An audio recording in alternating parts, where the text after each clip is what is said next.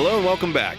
Before we get to part 2, Real Talk, please allow us to fulfill our capitalistic duty and plug our Patreon, the Contrarian Supplements. That's right. For a small fee, you too can help the Contrarians rage on. We have tiers ranging from just $1 to $10. It all depends on how much content you can handle. Starting at $1, it's a Travoltis tier, which gets you access to new bonus episodes focusing on a new movie every month, as well as access to the patron chat. Join other patrons in making fun of our opinions. Moving up to $3 is the Winoni's tier, which unlocks access to our pre-recording notes, our video reviews, and our spin-off show, Contrarians After Hours. That's a more laid-back space where we talk about other things we've been watching, reading, playing, thinking about. Sometimes it's related to the movies being covered in the main feed, but it usually isn't. If you want to be part of those patrons who help us shape the show by telling us which movies to tackle, that's when you sign up for the $5 tier, the Embries, and the $10, the Gads. Finally, all supplement subscribers, regardless of the tier, get access to our archive of special patron projects. Head over to patreon.com/contrarianprime now to join. Be sure to listen through the end of the episode to find out what's coming up to the Contrarian Supplements this month. Now, it's time for some Real Talk.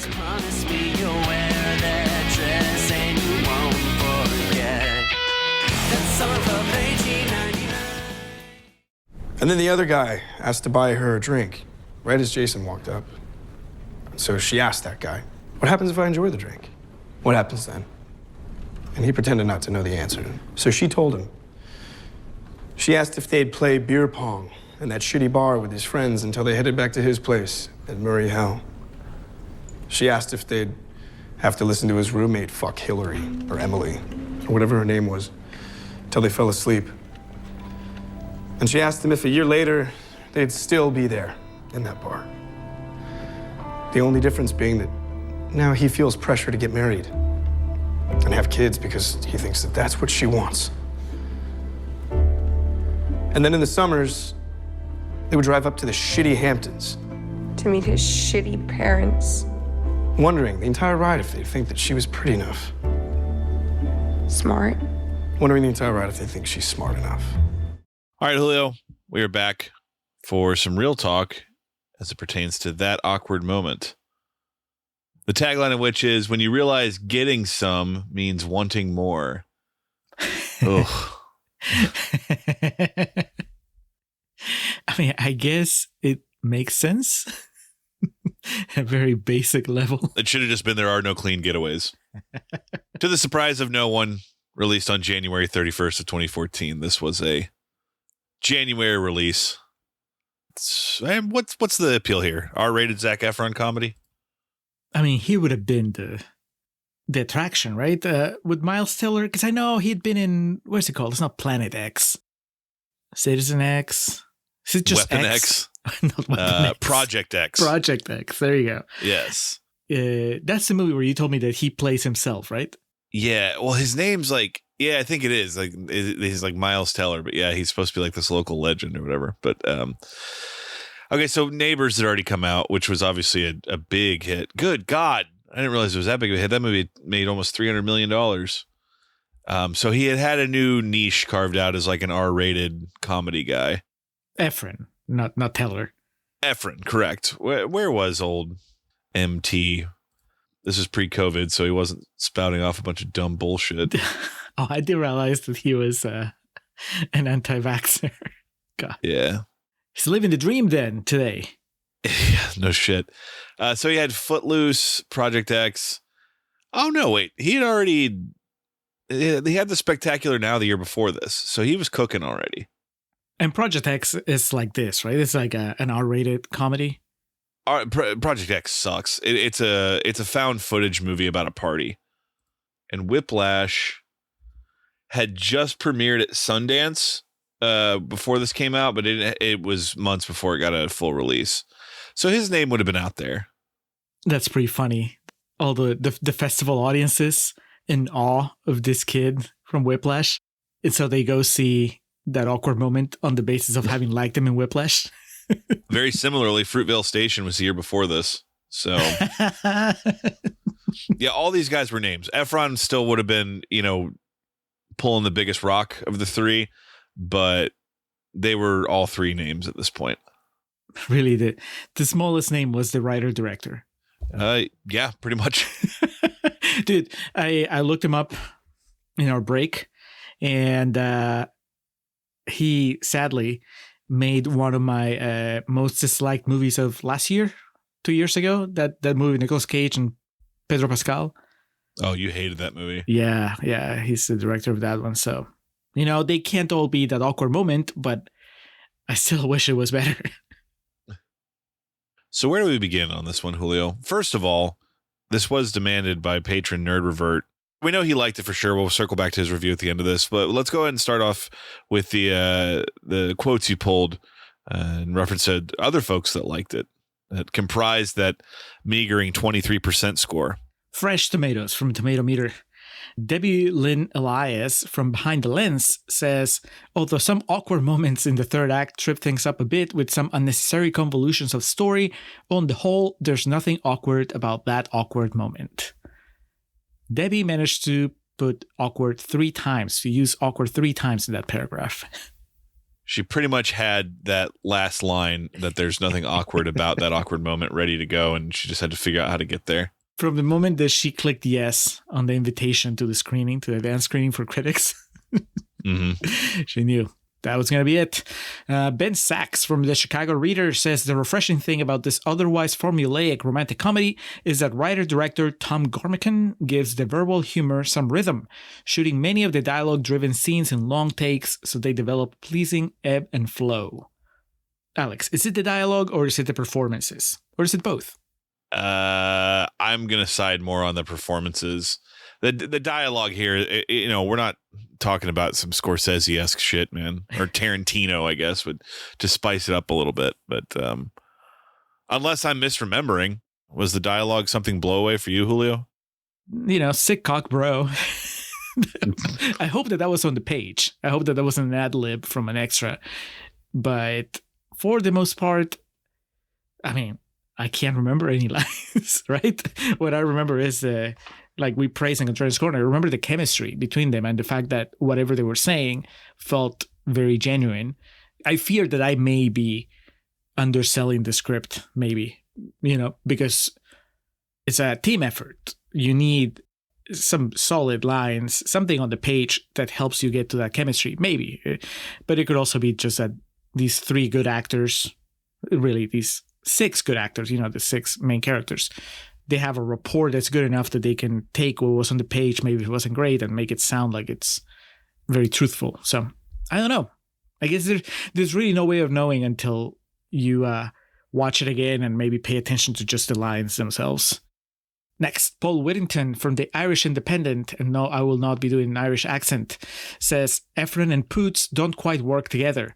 But Mackenzie Davis is very good as a privileged but secretly passionate Chelsea. She's good. I don't personally like how things kind of end up for her character, but yeah. I mean, she's a good actress when she's not trying to do a New York accent. Yeah.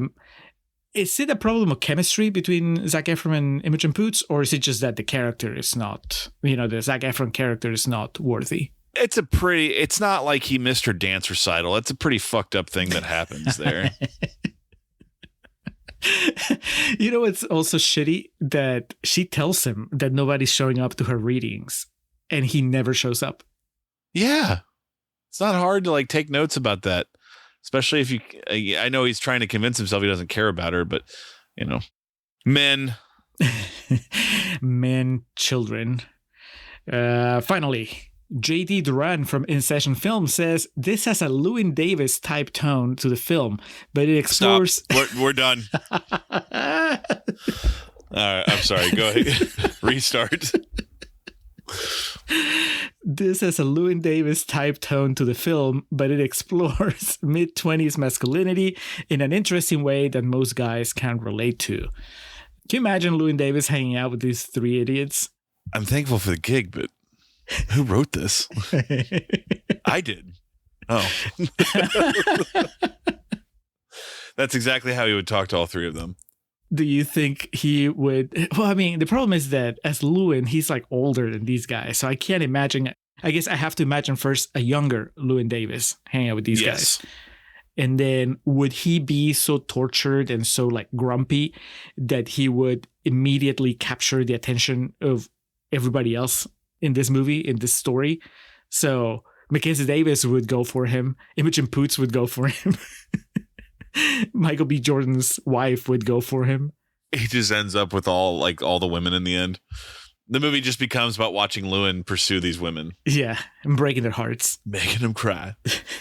I knew that the Llewyn Davis comparison was going to trigger you. Oh, no. Oh, please, Mr. Kennedy. We're going to close, of course, as promised, with Jason Nerdrovert. So he goes by seeing that review on Letterboxd. Give it 4 stars. Rewatched it March 10th, 2023. And he simply says, it's simple, but it works incredibly well. 4 stars.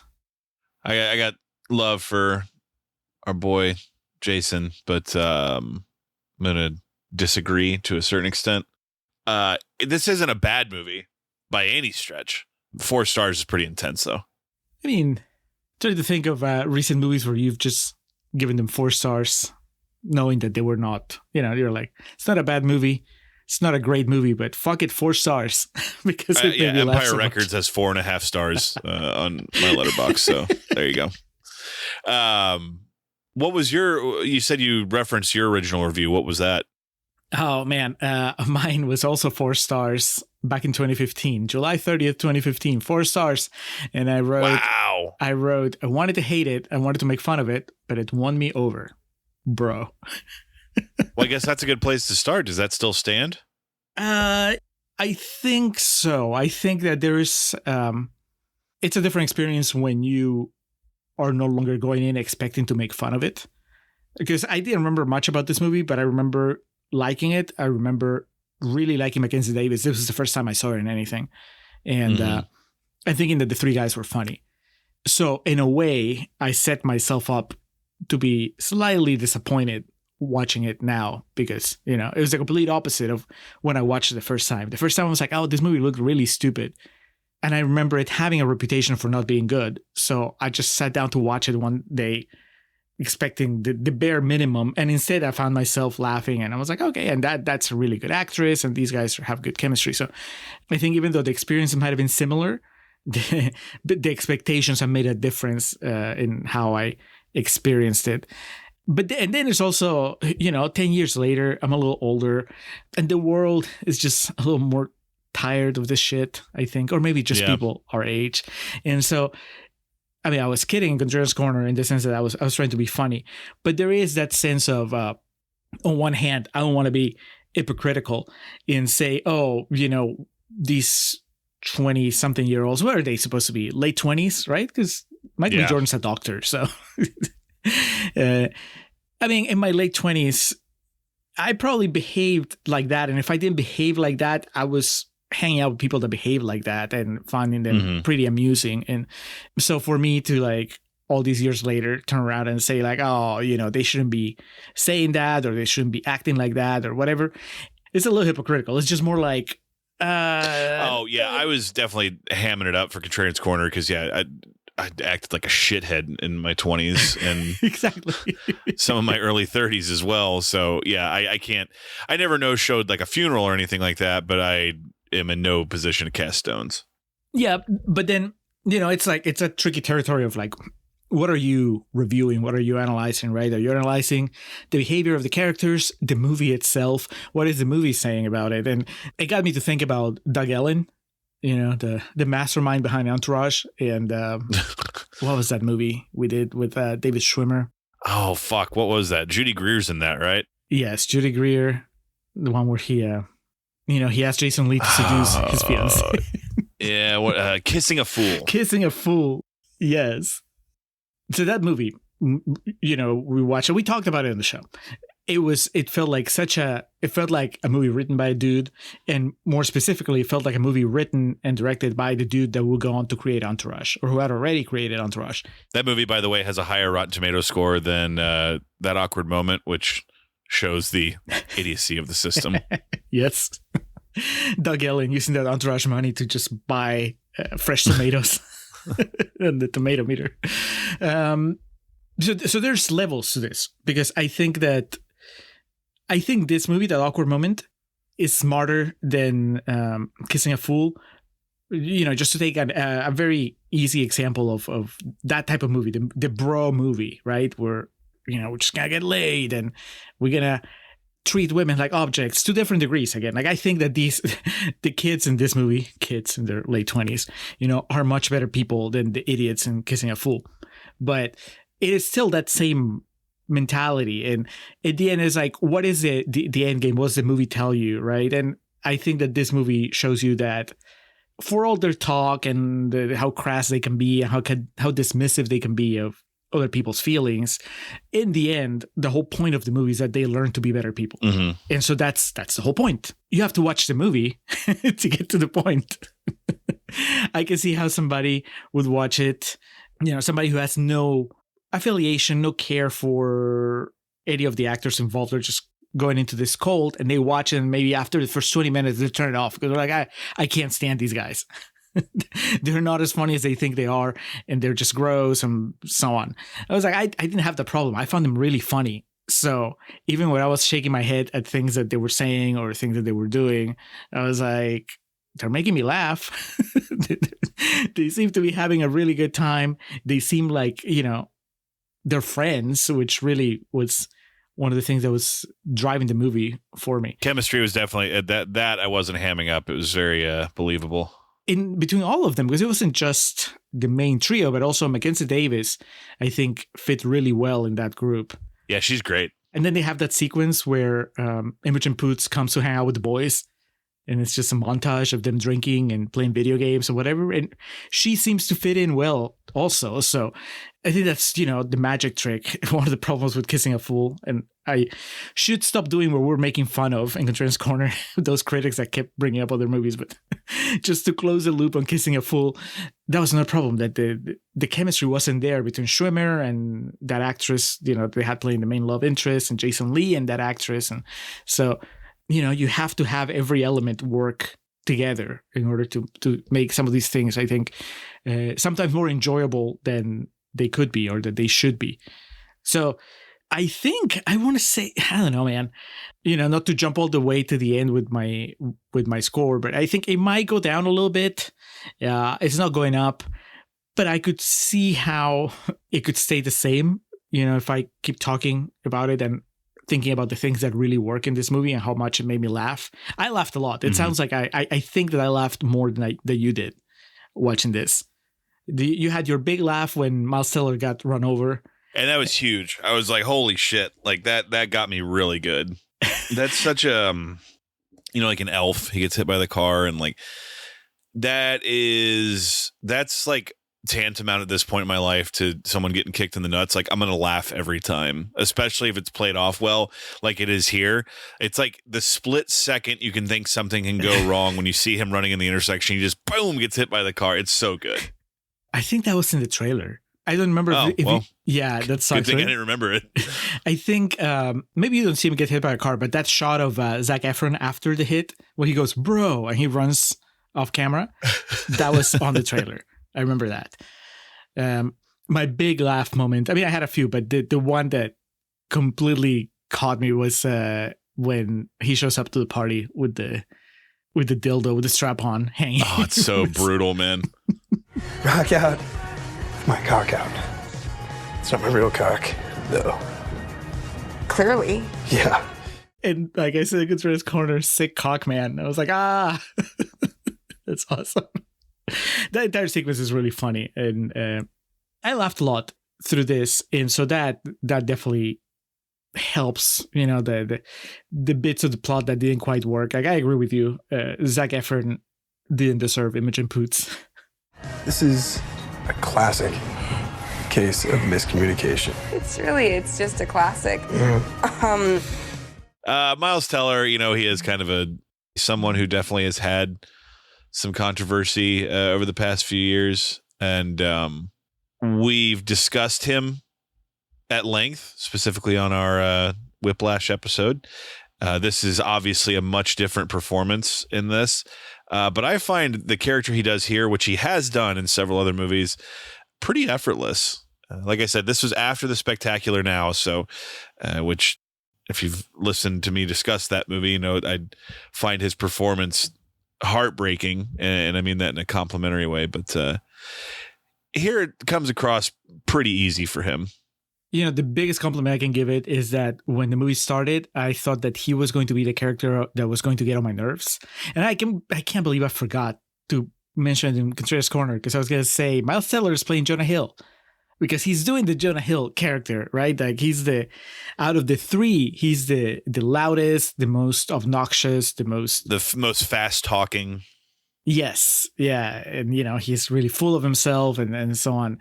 But I think partly because they paired him with Mackenzie Davis, so she brings out a different side of him. But also there is just something genuine about the way that he interacts with his friends that makes him funny, you know, on top of what he's saying. And I think they both him and Efren have moments where they show how concerned they are for Michael B. Jordan in his situation.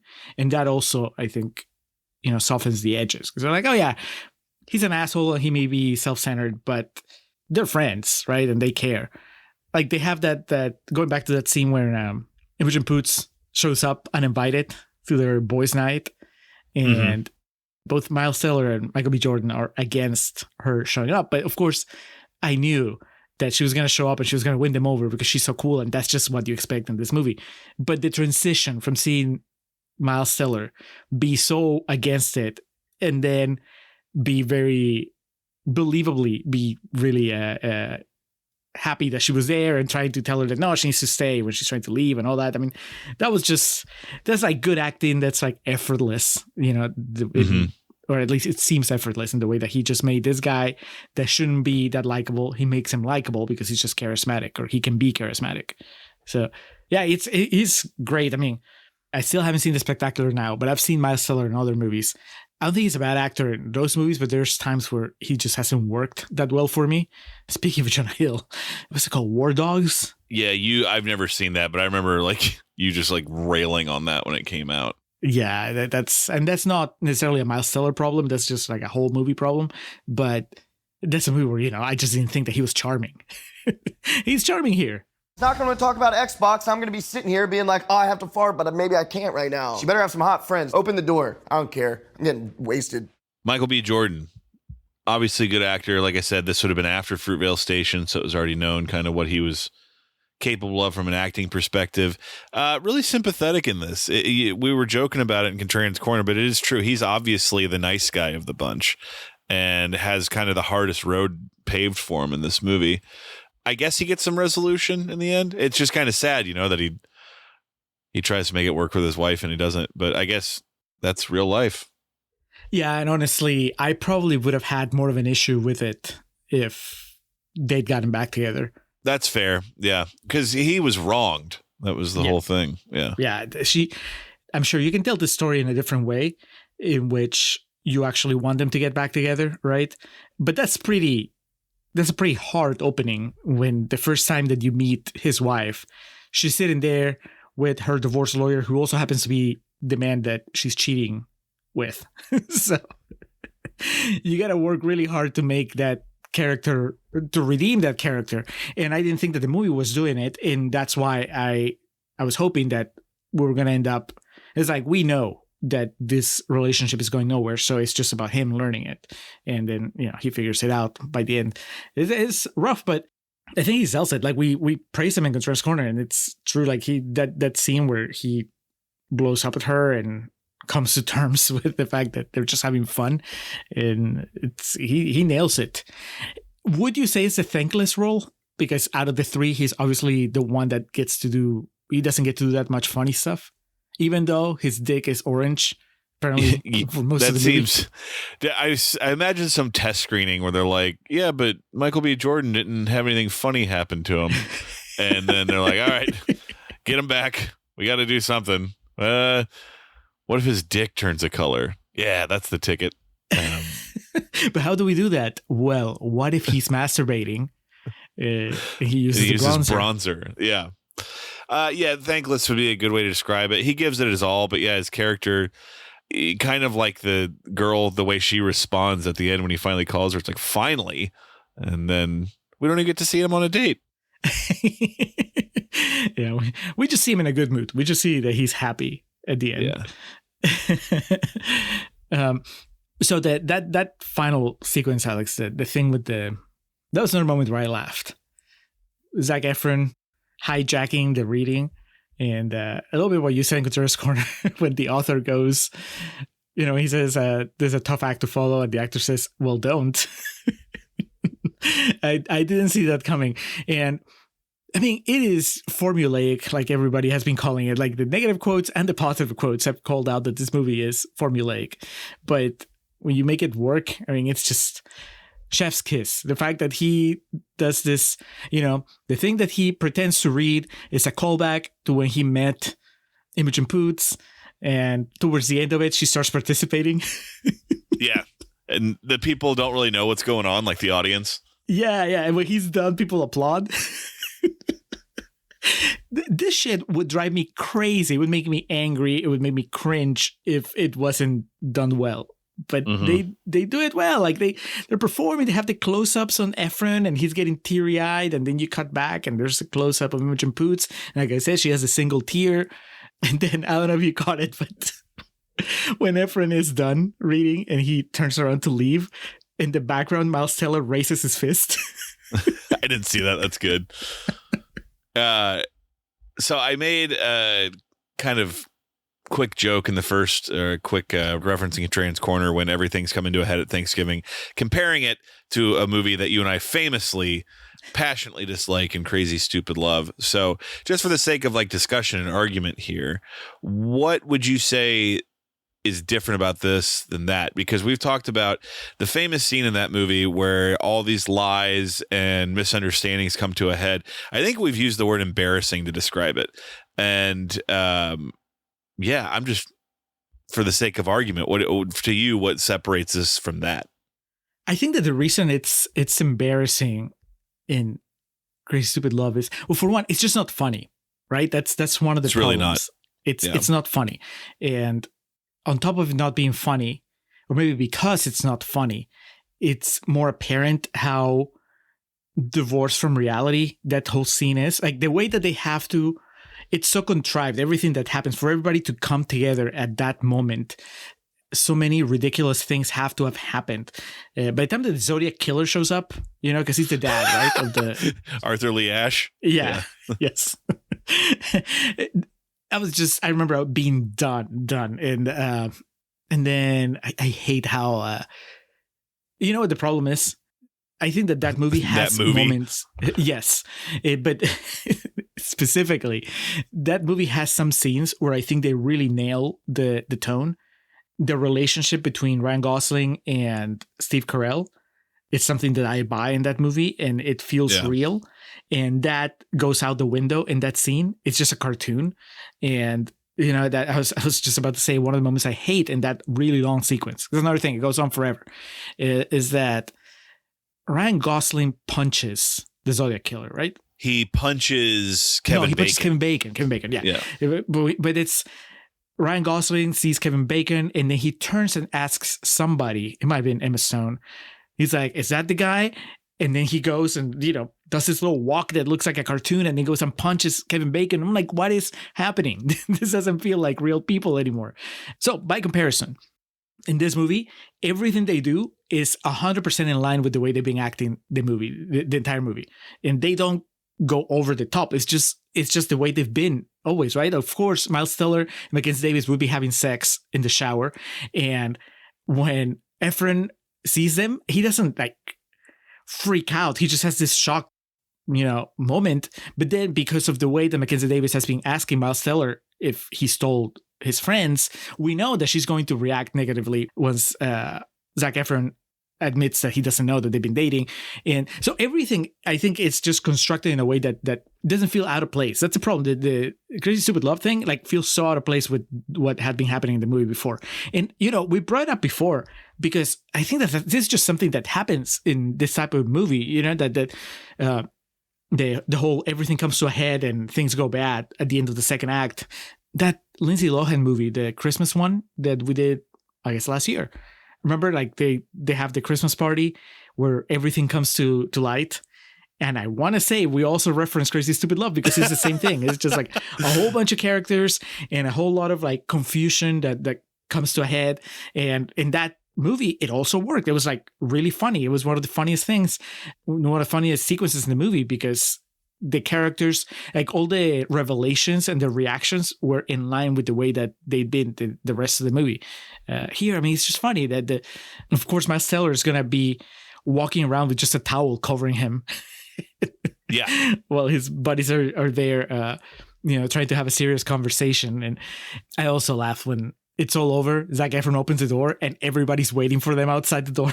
He says something like, "Oh shit," or he says something like just really kind of matter of factly. It's good, yeah. Hey, come here, man. Do not hug me with no pants on. You're right. Respect. I think that this is, I mean, again, speaking of tropes and formulas, this is something that you see in comedies a lot. And what we can definitely say is that the way they do it in Crazy Stupid Love is the worst way that you can do it. Besides ending up in a courtroom. Yes.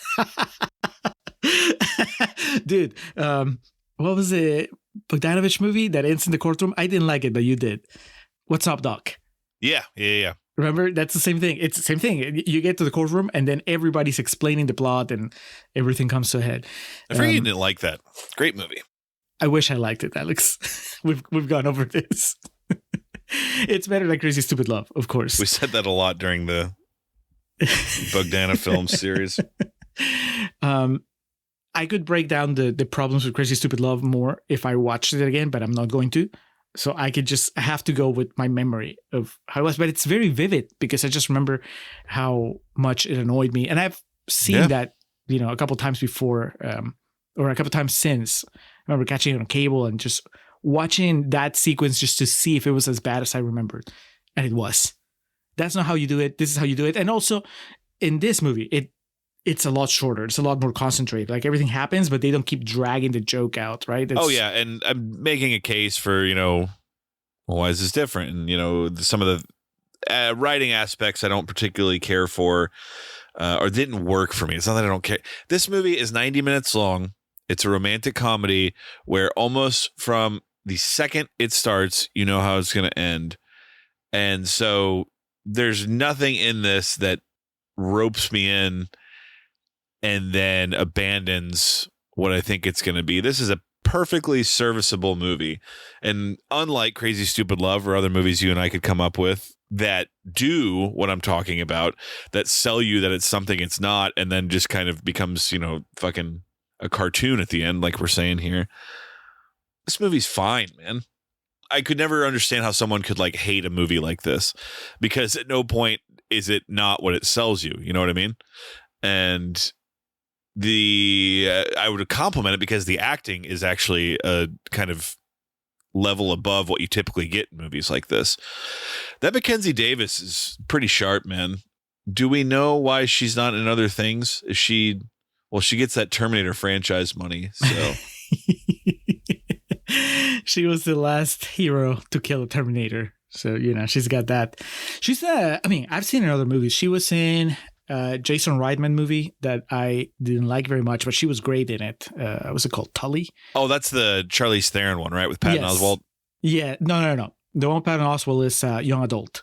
But then the one with Charlize Theron where Charlize Theron is pregnant, I think. Or she just had a baby. Oh, Diablo Cody wrote that one. I think she wrote both. She wrote Young Adult and she wrote Tully. Well, fuck me. How do I get these straight? I'm sorry. Well, Tully has Mackenzie Davis in it. Okay. She did write Young Adult and also Jason Reitman directed it. Yes, yeah. So that's the unholy trilogy of that and Juno. Right. Juno, Young Adult, Tully.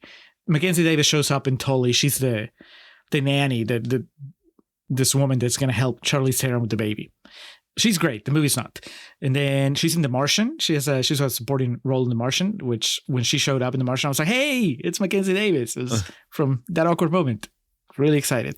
And I think she was in a Netflix show because I've seen her face in like a thumbnail of something. It's like a science fiction show. It looks like she was in that Black Mirror show that people were losing their shit about. Oh, yeah. She's in one of the episodes. She's in San Junipero. I think that's a really good one. Uh-huh.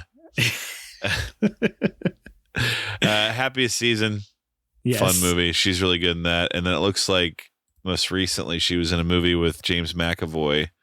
Oh, that's the remake of that horror movie. Speak No Evil. Yeah. Do you know, did you see the trailer for that whenever you went to see one of your horror movies in theaters? If I did, I don't recall it, to be honest. So she and her husband, maybe her kids, somehow end up staying at James McAvoy's family's house as guests. And I mean, I haven't seen it, but the premise, as the trailer shows it, is that McAvoy and his family are bad people. And once they have them in their house, start harassing them. Oh, yes. I did see a trailer for that. Yes. Apparently it's a remake of a movie that's not American. I don't know which country it is, but I want to say our buddy Filmbusters Paul was talking about how the ending in the American version is more horrifying, or maybe it was the other way around. Anyway, I don't want like bad things. I want to see bad things happening to Mackenzie Davis, but but she's definitely a reason why we watched the movie. Yeah, I remember having an interest in checking that out. So it's on Prime. And it is under 2 hours, so we might be cooking here. There you go. Yeah, she's great. Good chemistry with Miles Teller. And yeah, man, as from an acting perspective, there's really no weak links. I started by saying it's not good, but it's certainly not bad. I think it's just what it wanted to be. And sometimes... But then wouldn't that make it good? If it's... I guess so, by definition. Yeah, you're right. It's nothing blow away. It's just, like I said, it's exactly what you'd expect when it starts. And so, yeah, I guess you're right. That kind of defeat my own argument with that. So I can certainly say this if I'm ever in a hotel or like, on a plane or some shit and I catch it as an option to watch, I'm never going to like quickly change the channel, especially if I'm approaching the part where fucking Miles Teller gets hit by a car. I'll stick around for that. Do you think this movie is actually doing what I said it was doing on Trent's Corner, where it's using the character of the Michael B. Jordan's wife, soon to be ex-wife, as a way to show us that, well, when you have a roster, when you are doing what they are doing, what the guys are doing, you're actually potentially hurting people like Michael B. Jordan? Maybe. I don't know if I can sign off on the movie being that deep. I don't know either. I want to say that yes, but at the same time, I'm thinking if that's what they were going for, maybe they could have made it a little clearer, made it go. But I like that it doesn't, right? I like that it's just there and you can pick it up, and because it's true. And so if we had a scene where they actually spell it out, maybe I would feel insulted. Like, of course. We get it. But yeah, there's no way of knowing, without hearing the writer-director talk about it. But I like that. I like that that's something that's there towards the end of the movie because, like I said, I think it's valid.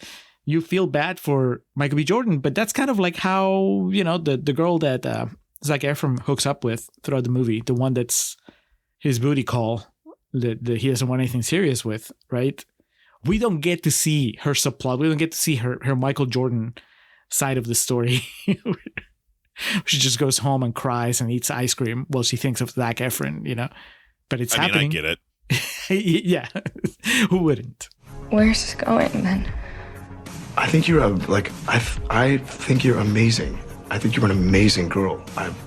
I think probably what'll happen when I talk about this movie in future instances, it'll sound condescending, but I don't mean it in a condescending way. This is the type of movie I would say for what it is, it's good.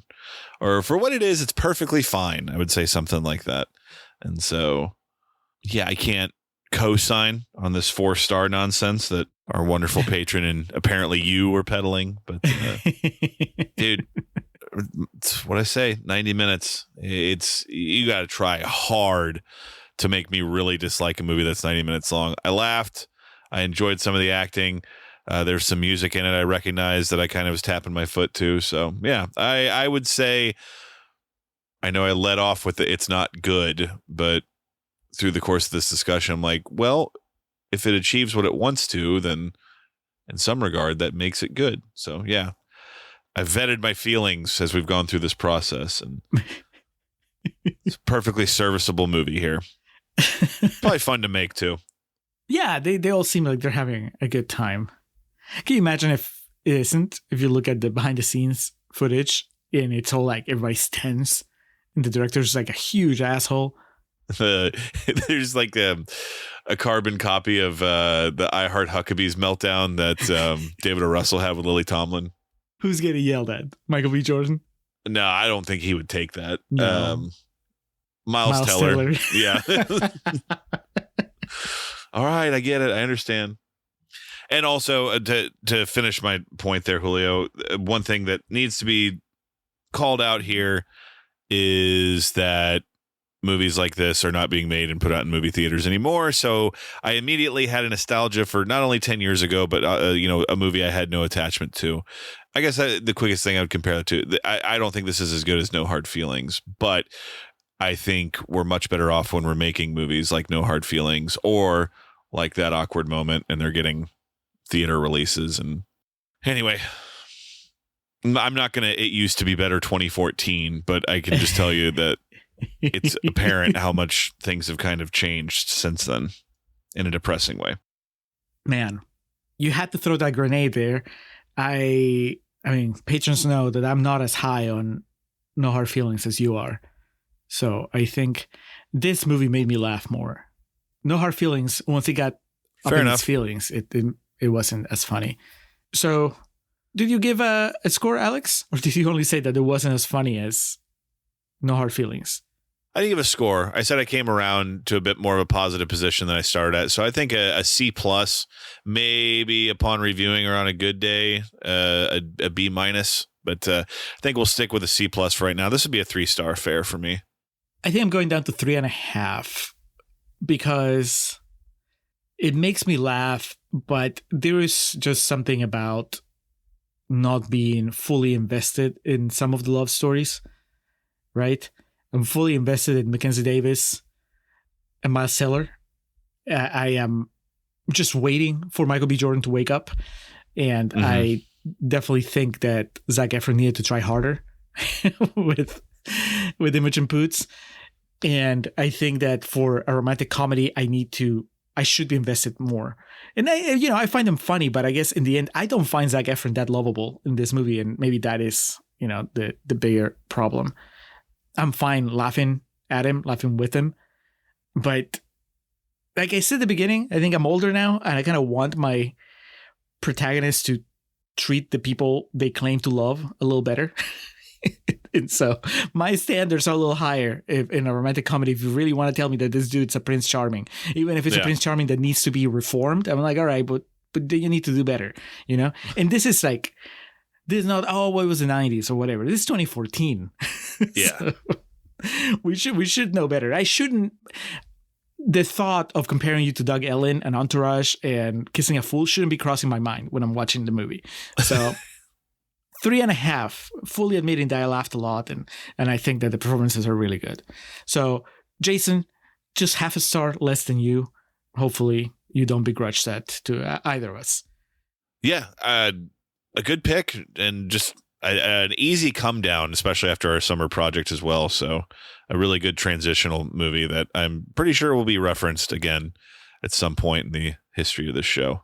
This is the dream combo, Alex. Casablanca and That Awkward Moment. That's a double feature everybody wants to book. And what I understood was, at that moment, we were definitely not dating. Well, Julio, what is on deck? What's coming up next? Well, the trifecta, the trilogy, the post-summer event trilogy. How do you close the month of September? We're going to go back to the 80s, courtesy of patron John Amenta, who has picked/demanded Conan the Barbarian. Nice. The 80s version, the Schwarzenegger version, not the most recent one with Jason Momoa. None of that. We're going back to the classics. Have you seen it, Alex? I had to have watched it on TV when I was a kid. Didn't Dwayne make a Conan movie? No, I think his was Hercules. Wasn't it? Oh, yeah. Good call. Yeah, no, this one is Momoa. Momoa is the one that did Conan. Okay. Well, young Arnold here. If I remember correctly, is this before the first Terminator? Maybe.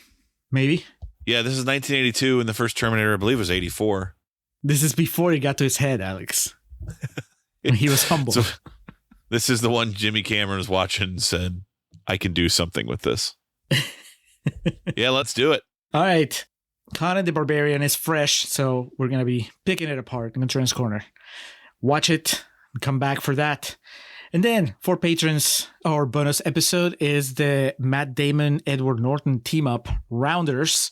That one's not patron demand, Alex. That is a Julio demand. I really wanted to rewatch the movie, and I figured, why not make content out of it? So why not?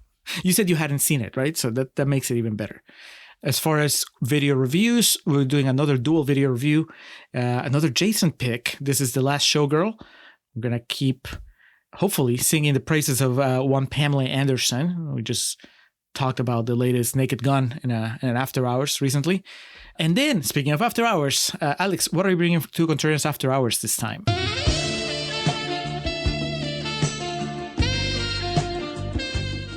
Well, I definitely want to discuss my recent excursion to not only the city of Toronto, but the city of Chicago and Detroit as well, as I was blessed beyond my possible comprehension to see Oasis on their reunion tour, Live 25, not once but twice. So we'll be detailing all that came along with that trip. It was one for the ages.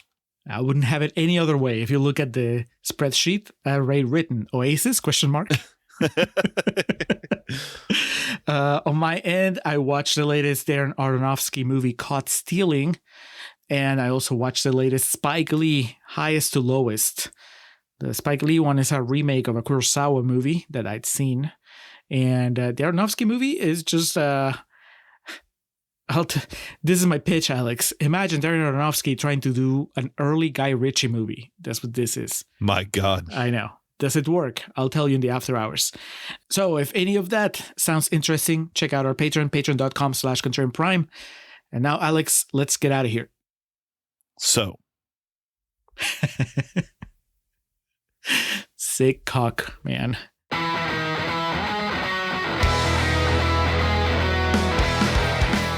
Welcome to our end credits. Or as we usually call them, our perennial plugs. We start off by giving thanks to the Festive Years who provide our opening and closing tracks. They kick us off with Last Stand and take us home with Summer of 99. Be sure to head over to thefestiveyears.com for any and all Festive Years needs. Our friend and fellow podcaster Hans Rothgieser is the man behind our logo and all the art you see related to our show. Reach out to him and let him know how much you like that little tomato. His email address is mildemonios@hotmail.com and his website is mildemonios.pe. That's MILDEMONIOS. Hans, thank you for all your support. For those interested in the regularly absurd world of professional wrestling, Joe and the boys over at latenightgrin.com have you covered. Tell them the Contrarians sent you. And we like to close with special thanks to our social media team of Zoe Perez and Corey Ari. Each of the social media accounts we mentioned in the introduction look as good as they do because of their work. So that'll do it for this episode of The Contrarians, where we're right and you're wrong, and we will catch you next time. Just for old time's sake, I really don't care who you